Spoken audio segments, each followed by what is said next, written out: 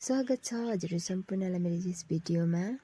उहाँ चाहिँ हुनुहुन्छ हाम्रो गाउँको कान्छा दादा है, र उहाँले चाहिँ अब बाँसबाट चाहिँ धेरै राम्रो राम्रो सामानहरू बनाउनु भएको रहेछ, जो देखेर चाहिँ अब हामी छक्कै पर्यौँ है। र म तपाईँहरूलाई पनि देखाउन गइरहेछु। यो चाहिँ के हो? टेबल। यहाँ चाहिँ मैले दादालाई सोध्दै थिएँ, यो टेबलको माथिबाट आउँछ भनेर सोध्दै थिएँ। दादाले त आउँछ, यहाँ माथि पनि हुन्छ भन्नुहुँदै थियो। यो 3टा चेयर रहेछ, फेरि यहाँ अर्को टेबल रहेछ जसको चाहिँ माथि ग्लास लाउनु भएको रहेछ।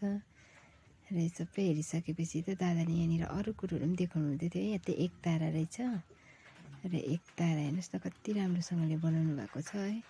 र एक तारा देखाइसकेपछि त दादाले अर्को पनि छ भनेर माथिबाट एउटा डम्फु निकालेर देखाउनु भयो। हेर्नुहोस् न कति राम्रोसँगले बनाउनु भएको छ डम्फु है। तर यो सबै चाहिँ सानो सानो साइजमा घरको सोको लागि बनाउनु भएको छ है। र त्यसको साथैमा दादाले यहाँनिर मलाई ग्लास पनि देखाउनु हुँदै थियो है, जो बाँसकै बनिएको थियो। र यो पनि एकदमै राम्रो चिलाउनु बाँकी छ भन्नुहुँदै थियो है। र हामी त सबै सामानहरू हेरेकै भइरहेको थियौँ। मैले चाहिँ दादालाई फेरि सोध्दै थिएँ है, यो चाहिँ के हो, यो पनि ग्लासै हो भन्दै थिएँ। दादाले चाहिँ चियर बनाउनु राखेको भन्नुहुँदै थियो। र दादालाई त मैले सोध्दै थिएँ, यो चाहिँ यति हो भन्दाखेरि चाहिँ दादाले चाहिँ भन्नुहुँदै थियो,